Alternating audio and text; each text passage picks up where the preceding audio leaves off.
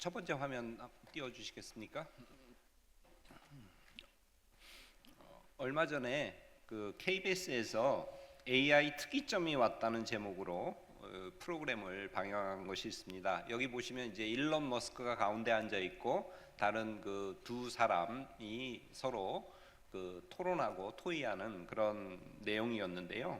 여기서 일론 머스크는 지금 이제 AI와 로봇에 대해서 현재 초음속 그 쓰나미로 이 AI 그리고 이제 로봇에 대해서 이렇게 표현했습니다. 그러면서 이 대담에서 AI와 로봇을 사용하기 때문에 이제 생산성이 극대로 증대될 거라는 그런 얘기를 했고요. 그래서 이제는 돈이 필요 없다는 그런 얘기를 해요. 야, 근데 정말 돈이 필요 없을까? 저는 이제 고개가 갸우뚱해지더라고요. 그리고는 이 사람이 이제 그런 맥락에서 보편적 고소득 시대가 열릴 거다. 뭐 그런 얘기를 하고요. 더 나가서 이제 의대 갈 필요 없다. 한 3년, 5년 후면 로봇이 다 수술을 할 거다. 뭐 그런 얘기를 해요. 물론 3년 내에 그럴까라는 생각은 들어요. 그런데 정말로 한 5년이나 더 이렇게 기술이 발전하다 보면 이제 로봇이 수술도 다 할 것 같아요. 그래서 만일 여러분들 자녀 중에 공부 잘하는 자녀가 있다면 의대를 보낼까 말까 하는데 좀 심각하게 한번 생각은 해보실 필요는 있다고 저는 생각을 해요. 이런 그 꿈과 같은 이야기를 세 사람이 이제 나눴습니다. 그리고 좀 앞서 작년 12월 말에 그 미국 연방상원 의원이죠, 버니 샌더스가 CNN과 또 대담하는 그런 프로그램을 KBS에서 방영한 적이 있습니다. 이것도 이제 AI에 대한 그 내용인데요. 저기 이제 화면에 나오죠. 이 버니 샌더스는 AI 발전에 대해서 약간은 회의적이에요. 그러면서 이거 위험하다. 어느 정도 제동을 걸 필요가 있다는 그런 그 요지의 내용을 얘기를 했습니다. 그러면서 그 근거를 세 가지를 드는데, 지금 이 발전을 주도하는 예를 들어 대표적인 사람이 이제 일론 머스크지 않습니까? 이 사람의 의도가 뭐냐? 더 많은 권력을 주려고 그러고 더 많은 부를 확보하려고 지금 이것을 하고 있다는 거죠. 그렇기 때문에 이건 되게 위험하다. 그렇게 얘기를 하고, 두 번째로 AI에 의해서 과연 사람들이 일자리를 잃는다면 그 AI의 발전이 무슨 우리에게 이득이 되겠느냐. 그리고 미 의회는 이 일자리가 상실되는 이 문제에 대해서 단 한 번도 진지하게 토론한 적이 없다. 그런데 지금 AI가 기술이 들어오면서 사람들이 직장에서 지금 막 그 정리해고되고 있거든요. 그렇기 때문에 이 AI 발전에 대해서 어느 정도는 좀 우리가 심각하게 한번 생각해 봐야 된다는 그런 얘기를 했고, 또 세 번째로 이제 마지막에 젊은 사람들이 아니면 아이들이 점점 AI를 많이 쓰고 있다는 겁니다. 그래서 더 나가서 그들은 감정적인 위로를 AI로부터 지금 받고 있다는 거죠. 이게 더 가속화되면 미래가 어떻게 될 거냐, 좀 진지하게 생각해 볼 필요가 있다고 그렇게 얘기하면서 AI 때문에 인간이 고립되고 외로워지고 또 정신적인 질환까지 늘어난다면 이것을 어느 정도 선에서 멈출 방법을 우리 인류는 갖고 있어야 되는 거 아닌가 하는 그런 얘기를 해요. 저는 여기에 대해서 100% 동감을 합니다. 그리고 AI의 그 대부라고 알려져 있는 그리고 노벨상까지 받았죠. 그 제프리 힌턴 교수와 자기가 AI를 가지고 이제 토론을 한 적이 있다 그래요. 그래서 세미나를 했는데 자기가 사회를 봤다고 합니다. 그러면서 제프리 힌턴이 뭐라고 얘기했냐면 SF 뭐 터미네이터나 뭐 이런 그 영화 있지 않습니까? 여기서 AI가 세계를 지배하는 그런 공상이 결코 터무니없는 것이 아니다라고 이제 그런 얘기를 했다는 겁니다. 그래서 이 AI의 그 데브라고 갓파더라고 말할 수 있는 제프리 힌턴마저도 이 AI는 위험하다고 하는 거기에 이제 동조를 하고 있다는 거죠. 다음 화면 보시면 지금은 돌아가셨지만 이 스티브 호킨슨도 인공지능 기술은 인류의 멸망을 불러일으킬 수 있다고 이렇게 경고한 바 있습니다. 그리고 또 이스라엘의 유명한 학자 유발 하라리, 다음 화면 한번 넘겨주시겠습니까? 이 사람도 AI 이것이 민주주의에게 되게 위험할 거다라고 하는 그런 경고를 계속 내고 있습니다. 그런데 AI는 지금 날로 지금 발전하고 있죠. 다음 화면 한번 보시면요, KBS 추적 60분인데 5년 동안 열심히 공부해서 회계사 자격증을 땄다는 겁니다. 그런데 AI 때문에 사람을 기업에서 안 뽑는다는 거예요. 회계사 자격증을 갖고 있는 사람. 그래서 이들이 얼마 전에 청와대 앞에서 데모를 했어요. 그런데 데모를 하면 무슨 소용이 있겠습니까? 회사가 AI 때문에 회계사를 안 뽑는데, 이런 일들이 지금 우리 앞에 그리고 현실로 나타나고 있습니다. 이 예배는 재직 헌신 예배라는 걸 제가 알고 있어요. 그리고 제가 AI로 여러분을 겁주려고 하는 생각은 추호도 없습니다. 그러니까 너무 긴장하지 마시고요.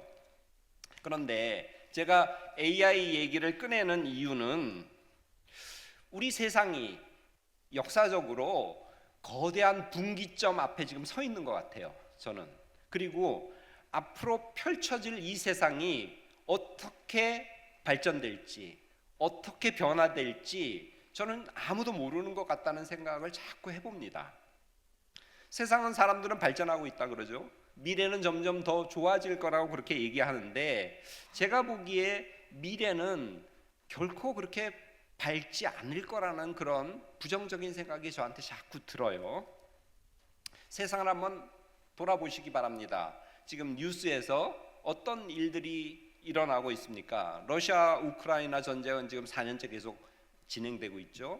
중국은 뭐 대만을 먹겠다고 지금 저러고 있고, 또 중국하고 일본하고 또 서로 으르렁거리고 있지 않습니까? 이란에서는 뭐 인플레이션이 너무 심해서 그 시민들이 반정부 시위에 나섰고, 뭐 또 많은 사람들이 뭐 학살당하고 있다는 굉장히 안 좋은 소식도 들리죠.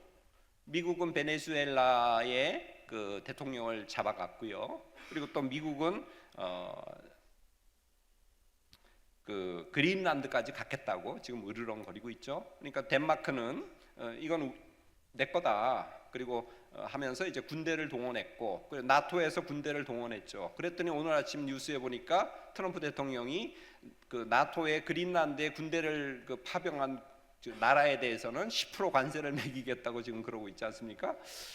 지금까지 전혀 상상도 할 수 없는 일들이 벌어지고 있어요. 그러니까 누가 나쁘다, 누가 좋다를 지금 얘기하는 게 아닙니다. 사실은 나토 동맹국 중에 미국도 들어가 있거든요. 그래서 나토 동맹이 바르샤바 조약군하고 서로 이제 맞대결하면서 민주주의의 어떤 가치를 지키고 있었는데, 지금 이 나토 안에서 서로 으르렁거리면서 서로 이제 싸우고 있는 그런 일들이 지금 벌어지고 있습니다. 우리 한국의 여러 경제적인 상황만 봐도, 다음 화면 한번 띄워 보시겠습니까? 얼마 전에 서울 집값이 평균 15억이래요. 평균 집값이 15억이랍니다. 너무 여러분들 뭐 좌절감에 빠지지 마시기 바랍니다. 저도 광주에 살고 있고, 저도 광주에 그나마 아파트에도 못 살고 있어요.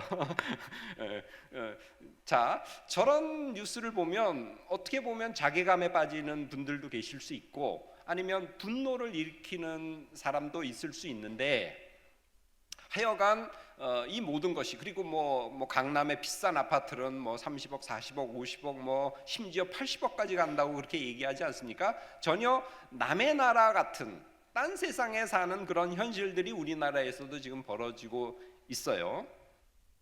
가계부채는 계속 사상 최고치를 경신하고 있죠. 지금 작년 3분기 때 벌써 1,900조를 돌파를 했다 그래요. 그리고 자가니 아니면 전세니 월세니 이 주거 비용이 자꾸 높아지기 때문에 사람들은 지금 쓸 돈이 없지 않습니까? 그러다 보니까 내수가 그냥 그대로 굉장히 쇠퇴하고 있죠. 뭐 저출산, 고령화 이런 건 이제 말할 것도 없고요. 제가 이제 우스갯소리로 제가 벌써 65세예요. 내가 가끔 이제 웃음이 나와요. 아, 내가 벌써 그렇게 나이를 먹었나? 그런데 그게 현실이지 않습니까? 제가 벌써 60대 중반이에요. 어떤 데는 갑자기 죄송합니다, 끔찍하다는 생각도 들어요. 마음으로는 아직 40대 같은데 아니면 제가 이제 학교에 있다 보니까 젊은 학생들하고 같이 있지 않습니까? 그래서 아니 난 30대야 라고도 하고 싶은데 현실은 이제 은퇴하라고 나가라고 하는 거거든요. 그만큼 그 7080 아니면 베이비 부머 세대들이 이제 우리나라에서 은퇴가 이제 지금 본격화된 그런 상황입니다. 지난해 혼자 사는 1인 가구가 우리나라 전체의 36%예요. 가구의 36%입니다. 개인이 아니라 가구에. 그래서 800만 가구가 혼자 산다는 거예요. 우리나라 대충 한 2천만 가구가 있다 그러거든요. 인구가 아니라 가구 수로 2천만 가구가 있는데 그 중에 800만 가구가 혼자 산다는 거죠. 그러니까 이제는 혼자 사는 게 거의 뭐 이상한 게 아니라 정상인 그런 시대가 되어가고 있습니다. 우리가 받아들일 건 받아들여야 되지 않겠습니까? 기업은 될 수 있는 대로 인력을 안 뽑으려고 그러죠. 그리고 데리고 있는 사람도 어떻게 하든가 내보내려고 정리해고를 하고 있지 않습니까? 조직을 슬림화하려고 그러고 또 SNS나 플랫폼의 발달로 혼자 일하는 사람들이 점점 많아집니다. 그러니까 이제 앞으로는 고독, 외로움이 필연적으로 증가할 수밖에 없는 그런 현실입니다. 이것도 우리가 예상하고 염두에 둬야 될 것 같습니다. 최근 인류의 역사를 한번 돌아보면요, 화면 한번 띄워주시기 바랍니다. 저기 뭐 제가 그냥 대충 적어놨어요. 18세기에 그 산업혁명이 일어났지 않습니까? 그리고는 이제 프랑스 대혁명이 일어나고 미국이 독립하고 하면서 이제 국민국가, 개별국가, 개별주권 국가의 시대가 열렸죠. 그리고 이들 중에서 큰 힘을 제패한 그 열강들이 탄생하기 시작했고요. 그리고 그 열강들은 산업혁명 이후로 생산력이 증가했기 때문에 이 판로를 걱정해야 됐어요. 그래서 그 판로 경쟁에 들어섰고, 그리고 원자재를 안정적으로 수입할 수 있는 그런 것도 필요했죠. 그래서 이 열강들이 이제 뭘 갖고 싸웁니까? 식민지 쟁탈전에 들어가면서 이제 싸우기 시작했죠. 그게 1차 세계대전이고 1차 세계대전의 연장선상에서 2차 세계대전이 일어났지 않습니까? 그래서 1945년까지 인류는 1, 2차 세계대전을 거치면서 큰 어떤 화를 입었죠.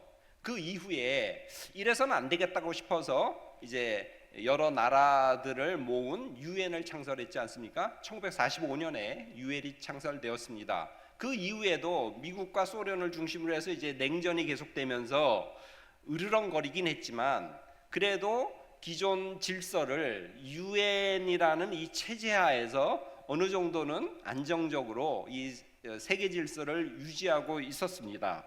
그런데 1989년에 소련이 붕괴하지 않았습니까? 그리고는 서구 민주주의 국가 중심으로 이제 독주를 하기 시작했고요.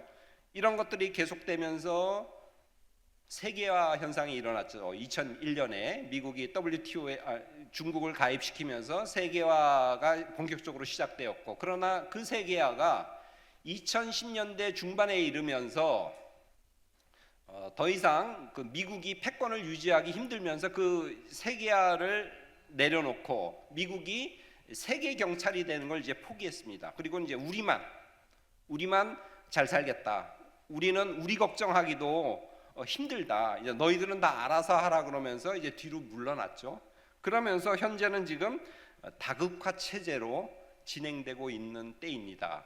그리고 그 아래 보시면 에너지원으로 보면 석탄을 써서 이제 증기기관을 이용했고요. 그 다음 19세기에는 석유를 썼고요. 그 다음은 이제 뭐 원자력, 석유를 계속 쓰고는 있지만 원자력, 태양력, 뭐 풍력 이런 걸로 에너지원이 점점 발전하고 있습니다. 그런데 제일 아래 초록색 보시면 1980년대 이제 컴퓨터가 나오기 시작했고요. 1990년대 후반에 97년으로 알고 있는데 스마트폰이 나오기 시작했고, 이제 2020년에 들면서 AI, 그리고 이제 로봇, 그리고 AI를 로봇에 이제 이식시킨 휴머노이드, 이 기술들이 나오면서 이제 인류는 지금까지 18세기, 19세기, 20세기, 21세기에 큰 변화들이 일어났는데 이 변화보다 더 엄청난 변화가 결국 AI하고 그 로봇에 의해서 일어나고 있고, 그 일어나고 있는 현상을 우리가 지금 목도하고 있는 것입니다. 그래서 뭐 엔비디아라든가 뭐 테슬라라든가 이런 그 미국의 그 주식들, 여러분들 뭐 투자는 안 하시라도 이름은 한번 들어보셨을 겁니다. 아니면 뭐 일론 머스크라든가 뭐 등등등등 그런 그 현상들이 전 세계를 지금 휩쓸고 있죠. 작년 거의 뉴스를 도배하다시피 한 게 AI입니다. 저는 이 기술이 계속 발전하고 있다고 보는데, 그러나 이것이 발전하면 발전할수록 우리들은 이 기술이 과연 인류한테, 그리고 하나님의 관점에서 봤을 때 신앙적으로 과연 유익한 것인가 아닌가에 대해서 늘 냉정하게 한번 따져볼 필요가 있다고 생각합니다. 오해하지 마십시오. 제가 AI는 나쁜 거니까 AI는 사용해서는 안 된다고 얘기하는 것이 아닙니다. AI는 역설적으로 우리는 사용해야 돼요.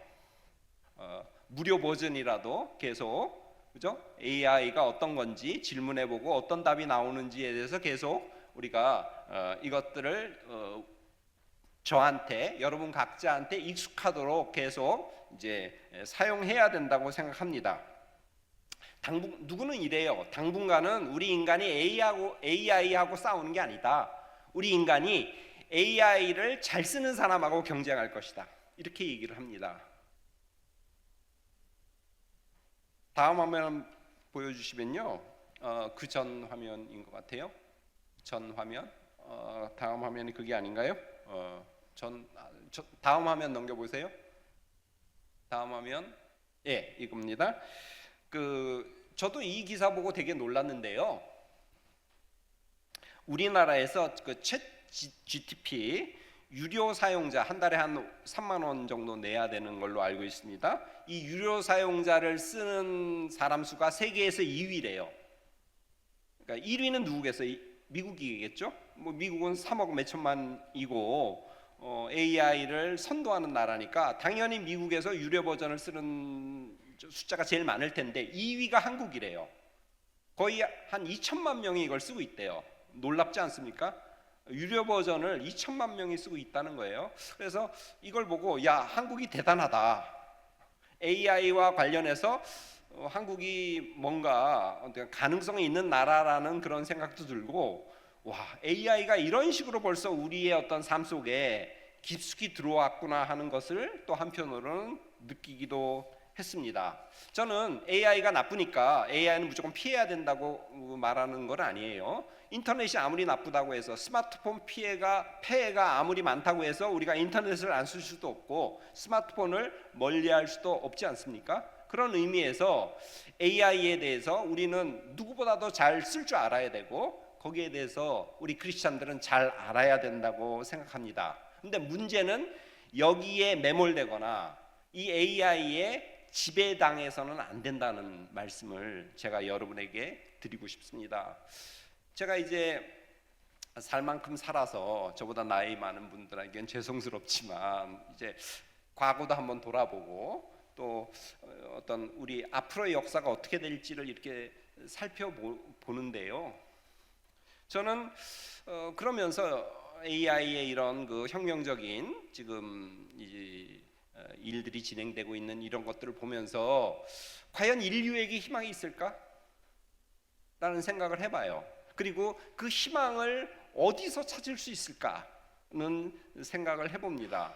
그러면서 어떤 국가가 이런 위기를 헤쳐나가고 모범적인 답안을 제시해 줄 수 있는 나라가 있을까? 아니면 어떤 계층이 뭔가 이것을 할 수 있는, 예를 들어 중세 시대나 뭐 이런 데에서는 뭐 사회적인 어떤 그 엘리트들이 아니면 지식인들이, 근대 사회에서는 지식인들이 그런 것들을 했다면 오늘 그런 이 위기를 극복할 수 있는 모범 답안을 내놓거나 하나의 모델을 제시할 수 있는 나라거나 계층이거나 어떤 그런 사람들, 그런 부류가 있을까라고 생각할 때 저는 다 회의적이에요. 그러면서 희망을 어디서 찾을 수 있을까라고 했을 때 돌고 돌아서 희망은 교회밖에 없지 않나 하는 생각을 요즘 해봐요. 물론 교회가 지금 우리나라에서 사회로부터 환영받지 못하고 있다는 것도 알고 있어요. 그리고 교회에서 슬프지만 젊은 세대가 자꾸 빠져나가고 있고 젊은 세대가 교회로 안 들어오고 있다는 것, 영입이 안 되고 있다는 것도 저는 알고 있습니다. 교회가 외면받지만 그럼에도 불구하고 교회에서 희망을 찾을 수밖에 없는 이유는 이 교회 안에 복음이 있기 때문이에요. 우리가 이 복음의 정신을 계속 붙들고 있다면 이 험난하고 어렵고 희망이 없는 지금 현재 그리고 이 미래에서 뭔가 교회가 유의미한 역할을, 세상의 빛과 소금의 역할을 할 수 있다고 저는 봅니다. 복음의 능력은 영원해요. 하나님이 살아계신 한. 문제는 교회가 과연 이 능력을 계속 간직하고 있느냐 없느냐, 이것이 문제지요. 이것이 문제입니다. 과연 우리 안에 이 복음의 능력이 살아있는가 없는가, 이것이 관건이라고 생각해요. 교회는 하나님에 의해서 지음받은 거룩한 성도들의 모임 아닙니까? 그들의 공동체입니다. 신앙 공동체입니다. 세상은 점점 파편화되고 단절화되고 분절화되고 있습니다. 그래서 외로움과 고독이 판을 치고 있습니다. 이럴 때 신앙의 공동체인 이 교회 공동체가 똑바로 서 있다면 교회는 이 세상을 향해서 선한 영향력을 저는 미칠 수 있을 거라고 저는 생각합니다. 우리는 하나님에 의해서 특별히 만들어진 피조물이지 않습니까? 우리는 특별한 존재입니다. 온 세상 피조물 가운데 우리 인간 같은 존재는 없습니다. 하나님의 형상대로 하나님의 생기를 부어서 우리가 만들어진 그런 존재입니다.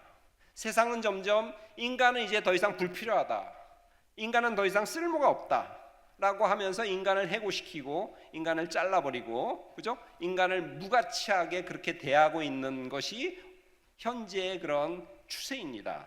그러나 우리가 하나님에 의해서 창조된 거룩한 귀한 존재라고 하는 사실을 믿는, 이것이 바로 창조신앙 아니겠습니까? 이 창조신앙을 갖고 이 창조신앙을 고백하는 교회 공동체는, 그리고 이 창조신앙이 어려운 이때에 우리를 보호해주고 지켜주고 우리의 삶에 의미가 있다는 그 의미성을 부여해 줄 것이라고 저는 믿고 있습니다. 이 세상 역사는 공동체가 해체되는 역사입니다.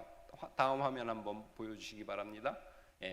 옛날에는 기술이 없어서 또 그럴 수밖에 없었기 때문에 함께 무리지어 사냥하거나 함께 채집하거나 아니면 함께 협업해서 농사를 지었습니다.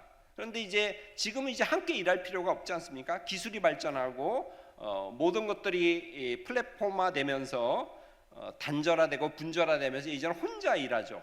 혼자 플랫폼을 통해서 아니면 SNS의 발전을 통해서 이제 혼자 일하는 그런 시대로 바뀌었습니다. 그렇기 때문에 인류의 시대는 크게 보면 공동체 해체의 역사라고 볼 수도 있어요. 이게 꼭 누가 의도한 것이 아닙니다. 무슨 나쁜 뜻을 가지고 이렇게 만든 것이 아닌데 결국은 이제 그렇게 되었거든요. 인류의 역사는.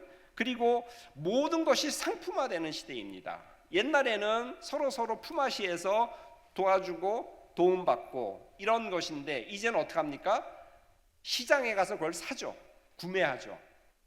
그죠? 그래서 모든 것이 공동체가 해체되고 상품화되는 시대에, 다음 화면 한번 띄워보시면, 옛날에는 스스로 자급자족했다면 이제는 그것을 다 시장에서 사는 그런 시대죠. 그렇기 때문에 지금은 무엇보다 뭐가 필요합니까? 돈이 필요해요. 옛날에는 돈이 그렇게 필요하지 않았습니다. 60년대만 해도 예를 들어 돈 쓸 일이 별로 없지 않았습니까? 전 그 어릴 때를 알고 있어요. 저희 집안에 전기라 그래봐야 그 알다마 그 등불 켜는 그거 하나 외에는 전열기구가 거의 없죠. 그리고 라디오 정도 외에는 거의 전열기구가 없지 않습니까? 그러니까 뭐 전기값 무슨 뭐 그 통신비가 듭니까? 옛날에는 돈 쓸 일이 그렇게 없었죠. 그 말은 뭐냐면 상품화된 게 없었기 때문에 돈을 주고 뭘 쓸 일이 별로 없죠. 기껏 외식한다는 게 그 옛날에는 중식 가서 짜장면 먹는 거 외에는 없지 않습니까? 그죠? 그리고는 다 도시락 싸서 엄마가 싸주는 도시락 갖고 가서 도시락 먹고 집에 들어오고 뭐 다 기껏해야 버스 아직도 기억합니다. 중학교 1학년 때 그 회수권 10원이었어요. 그 버스가 20원이면 교통비가 이제 해결이 되고요. 그래서 옛날로 가면 갈수록 돈 쓸 일이 별로 없었는데 지금은 이제 모든 것이 상품화됐기 때문에 사람들이 돈 할 수밖에 없습니다. 사람들이 나빠져서가 아니라 우리의 삶이, 우리의 이 경제 시스템이 그렇게 변했기 때문에 그렇습니다. 외로움이 상수가 되었고요. 그 다음에 점점 돈이 중요해지는 그런 시대가 되었습니다. 그리고는 AI 그리고 휴머노이드라고 하는 이 로봇 시대가 도입되면서 이제는 사람은 필요가 없다는 시대로까지 지금 변화하고 발전하고 있습니다. 오해하지 마십시오. 우리는 신앙인인데 세상에 나가서 돈을 벌어야 되지 않습니까? 돈 한다 그래서 돈이 필요 없다고 얘기하는 것이 아닙니다. 오늘날은 무엇보다도 돈이 필요한 그런 시대입니다. 우리가 세상에 나가서 경쟁에 뒤지지 말아야 됩니다. 그리고 돈을 벌어와야 내가 먹고 살 수 있고 내 가족이 먹고 살 수 있지 않겠습니까? 근데 제가 드리는 말씀은 그것이 다가 아니라는 거죠.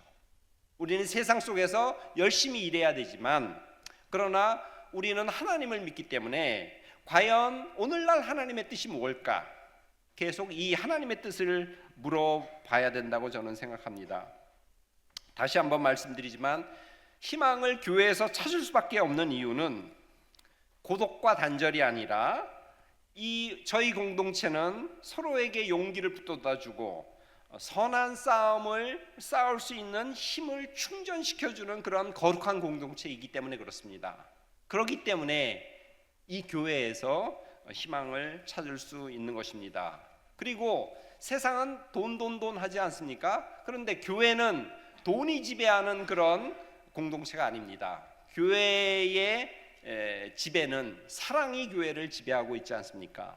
사랑이 모든 교회의 행동의 동기입니다. 그렇기 때문에 저는 교회에서밖에 희망을 찾을 수 없다고 말씀드리고 있는 것입니다. AI 시대에 이렇게 교회의 중요성에 대해서 말씀드렸는데요. 이 교회를 버티고 있는 대들보가 버팀목이 바로 재직 여러분들입니다. 자, 오늘 재직 헌신 예배를 드리고 있지 않습니까? 저는 재직들의 어깨가 굉장히 무겁다고 그렇게 생각을 합니다. 현재 상황은 마치 호랑이 등에 우리가 타 있는 거 아닌가 하는 그런 생각을 해봐요. 호랑이 등에 지금 올라타 있는데 여기서 내려오자니 어떻게 됩니까? 호랑이한테 먹히지 않습니까? 그런데 이 호랑이는 지금 질주하고 있어요. 어디로 질주할지 모르는 상황에서. 그러니 이러지도 저러지도 못하는 현실이 오늘날 우리가 처한 현실이라고 저는 생각합니다. 하지만 하나님의 살아계심을 믿는 우리 신앙인들은 절대로 절망하거나 좌절하거나 낙심하지 않습니다. 왜냐하면 하나님이 이 역사를 주관하심을 우리가 믿기 때문에 그렇습니다. 그분은 전능하신 분이십니다. 지금 위기인 것은 맞습니다. 그러나 이 위기의 배후에 누가 계십니까? 하나님이 계십니다. 마치 그 위기의 때, 출애굽 때 하나님의 뜻이 드러나지 않았습니까? 저는 위기야말로 하나님의 뜻이 드러나는 통로라고 저는 믿습니다. 그렇기 때문에 이 위기의 때 과연 하나님의 뜻은 무엇일까? 우리는 그분의 뜻을 묻고 찾아야 됩니다. 비록 우리의 미래가 불투명한다 하더라도 정신을 차리고 하나님의 뜻대로 살려고 노력을 한다면 마치 무릎 꿇지 않는 기드온의 300용사가 그 많은 블레셋 병사를 물리친 것 같은 놀라운 역사가 우리에게서 벌어질 것입니다. 오늘 관건은 말씀대로 믿음이 과연 내 안에 있는가 스스로 돌아보고 확증하는 것입니다. 오늘 말씀은 뭐라고 얘기합니까? 너희 안에 믿음이 있는가? 너희 자신을 시험하고 너희 자신을 확증하라고 말씀하고 계십니다. 그리고 너희 안에 예수 그리스도가 계신 것을 알지 못하느냐라고 바울은 반문하고 계십니다. 마지막으로 무서운 말씀을 하십니다. 만일 너희 안에 그리스도가 계신 것을 알지 못한다면 너희는 버림받은 자다라고 그렇게 말씀하고 계시죠. 우리 안에 그리스도가 과연 계신지, 우리 안에 믿음이 있는지, 그리고 내가 믿음 안에 계속 거하고 있는지를 우리는 계속 확증하고 자기 점검을 해봐야 됩니다. 여기서 믿음이란 무엇일까를 제가 한번 생각해 봤습니다. 믿음이란 전적인 신뢰입니다. 어린아이를 높은 데 놓고 부모가 팔을 벌리면서 자 뛰어내려서 아빠나 엄마 품에 안겨 그러면 어린아이는 한치의 의심도 하지 않고 그대로 웃으면서 재밌다고 하면서 엄마나 아빠 품에 뛰어내릴 것입니다. 이것이 믿음입니다. 전적으로 믿고 신뢰하는 것. 하나님께서는 머리카락까지도 세시는 분이십니다. 참새 한 마리가 떨어지는 것도 하나님의 뜻이 아니면 일어날 수 없다고 주님께서는 그렇게 말씀하셨습니다. 그분은 전지전능하신 분이시고 천지를 창조하신 분이십니다. 그래서 우리 삶을 주관하시고 인도하는 분이십니다. 이러한 믿음, 이러한 하나님에 대한 믿음이 우리 확고할 때 우리는 어떤 상황들이 우리 앞에 벌어지더라도 우리는 두려워하지 않고 담담하게 당당하게 살 수 있는 것입니다. 어떤 아이가 앵두 파는 가게 앞에 서 있었습니다. 그리고 되게 먹고 싶다는 아주 불쌍한 표정을 지었어요. 그랬더니 앵두 파는 가게 주인이 보고 안 됐다 싶었는지 한 줌 주어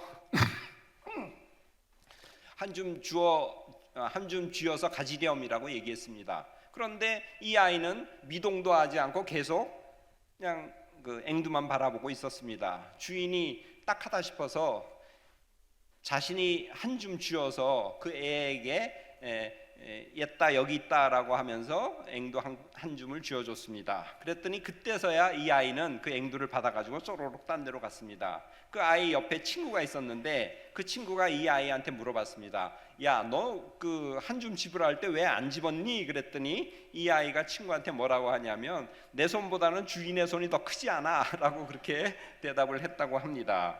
저는 여기서 믿음이란 게 바로 이 아이가 보여주는 그런 태도가 아닐까라고 생각합니다. 믿음은 때로는 내가 모든 것을 다 하려고 하는 것이 아니라 하나님께 맡기고 조급해하지 않고 기다리는 태도, 이것도 믿음이 갖고 있는, 믿음이 보여주는 태도 중에 하나인 것입니다. 믿고 조급해하지 않고 기다릴 줄 아는 것. 하나님의 손이 우리의 손보다 더 크지 않습니까? 그분은 얼마나 인정이 많으신 분이십니까? 온 인류는 멸망당해야 마땅한데 너무 안타깝고 가엾으시고 온 인류를 사랑하시기 때문에 당신의 아들을 희생해서라도 우리를 구원하시고자 하는 분이 그 하나님이십니다. 그 인정받는 하나님, 우리보다 훨씬 더 큰 손을 가진 그 하나님의 섭리를 믿고 기다릴 줄 아는 것, 이것이 믿음입니다. 믿음은 점점 깨달아 알아가는 것입니다. 처음에는 우리가 무조건 믿습니다라고 하지만 그러나 우리가 뭘 믿는지 아직 제대로 모를 때가 많습니다. 그래서 믿음은 이해를 구해야 됩니다. 이해를 찾아가야 됩니다. 점점 많이 이해하면 할수록 우리가 무엇을 믿는지, 하나님은 어떤 분이신지를 삶을 통해서, 신앙의 체험을 통해서 경험하면 경험할수록 우리의 믿음이 점점 더 굳건해지는 것입니다. 그래서 어거스틴은 믿음은 이해를 추구한다, 아니면 지식을 추구한다고 하면서 fides quaerens intellectum이라고 하는 그런 말을 했습니다. 자, 다음 화면 한번 열어 주시겠습니까? 제가 지금 잊어버렸어요. 이게 신뢰를 의미하는 거고요. 그 다음이 다음 화면. 이게 이제 믿음, 점점 깨달아 아는 것입니다. 일단은 믿습니다라고 하지만 그러나 내가 정말 무엇을 믿는지 아직 제대로 모르는 상태에서 내 믿음을 점점 확인하고 체험으로 이해해가는 것, 이것이 믿음입니다. 바울은 고린도전서 13장 12절에서 무슨 말을 하냐면, 지금은 우리가 거울을 보는 것처럼 희미하게 본다고 얘기했습니다. 그때는 청동 거울이었어요. 그래서 지금 거울처럼 이렇게 똑바로 제대로 우리 모습이 보이지 않고 뿌옇게 보이는 그런 이제 상황이었습니다. 그래서 거울을 보는 것처럼 지금은 희미하게 보이지만 마지막 때에는 우리가 하나님 앞에서 얼굴과 얼굴을 대하여 보는 것처럼 분명하게 알게 된다고 그렇게 얘기했습니다. 그래서 지금은 부분적으로 안다고 얘기를 합니다. 그러나 그때에는, 마지막 때에는 주님께서 나를 안 것처럼 내가 온전히 알리라고 그렇게 말씀하십니다. 그러니까 바울의 말씀처럼 현재 우리는 부분적으로 아는 것입니다. 하나님에 대해서도 부분적으로 알고 있고 주님에 대해서도 부분적으로 알고 있는 것입니다. 그렇기 때문에 우리의 이 우리의 이 이해를 자꾸 더 높여갈 수 있도록 우리는 노력을 해야 되는 것입니다. 세 번째로 다음 화면 띄워주십시오. 믿음은 삶으로 표현돼야 되는 것입니다. 행동으로 나와야 되는 것입니다. 바울은 고린도후서 2장 15절에서 우리는 그리스도의 향기라고 얘기합니다. 우리가 있는 곳에 그리스도의 향기가 풍겨져야 되는 것입니다.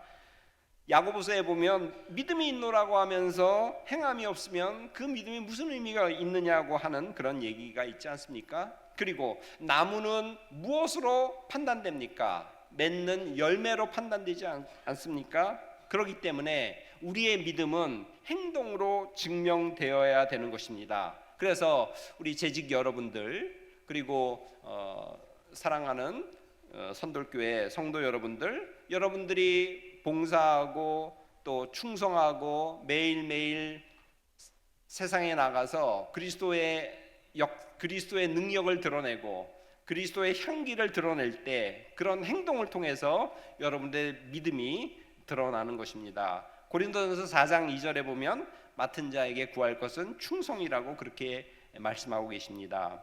자동차를 유지하고 있으면 몇 년마다 한 번씩 정기 점검을 받지 않습니까? 우리의 신앙도 마찬가지입니다. 때로는 점검되어야 될 것입니다. 믿음이라는 것은 관계의 개념입니다. 정적인 개념이 아닙니다. 믿음은 어떤 때는 잘하기도 하지만 어떤 때는 퇴보하기도 하는 것입니다. 그래서 동적인 관계입니다. 마치 믿음은 부부 사이 같다고 저는 그렇게 표현을 해봅니다. 부부 사이가 좋을 때도 있지만 부부 사이가 좀 소원해지고 나쁠 때도 있지 않습니까? 믿음이라는 것이 그런 것입니다. 그렇기 때문에 가끔씩 때로는 내가 과연 믿음 안에 거하고 있는지 나와 하나님의 이 관계가 어떤지 늘 점검해 봐야 되는 것입니다. 믿음이란 하나님과 연결된 끈입니다. 안전벨트입니다. 이 안전벨트에 이상이 없는지를 그리고 잘 고정되어 있는지를 우리는 늘 확인해 봐야 됩니다. 다음 화면 띄워주시기 바랍니다. 다음 화면.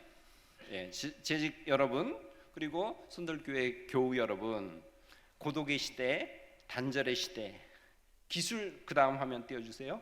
기술 만능의 시대에 살고 있습니다. AI가 점점 우리 삶 속으로, 로봇이 우리 삶 속으로 점점 깊숙이 들어오고 있습니다. 저는 이 모든 것이 지금 어떤 위기가 시작되는 그런 때라고 생각합니다. 이 위기의 때에 여러분의 올바른 믿음을 하나님 앞에 확증해서 여러분들이 섬기는 이 선돌교회가 하나님을 위해서 더욱더 귀하게 쓰임받기를 간절히 기원합니다. 기술에 매몰되는 것이 아니라 그 기술이 인간을 위해 선용되는 길로 나아갈 수 있도록 지역과 사회에 귀한 영향력을 미치는 행사하는 선돌교회가 되기를 축원합니다. 재직들의 수고와 노력으로 이 신앙 공동체인 이 선돌교회가 이곳에 든든한 뿌리를 더욱더 뻗어나가기를 간절히 바랍니다. 그럴 때 이곳에 복음의 지경이 더욱더 확대될 것입니다. 여러분의 굳건한 믿음이 대를 이어서 계승되기를 간절히 바랍니다. 다 함께 기도하시겠습니다.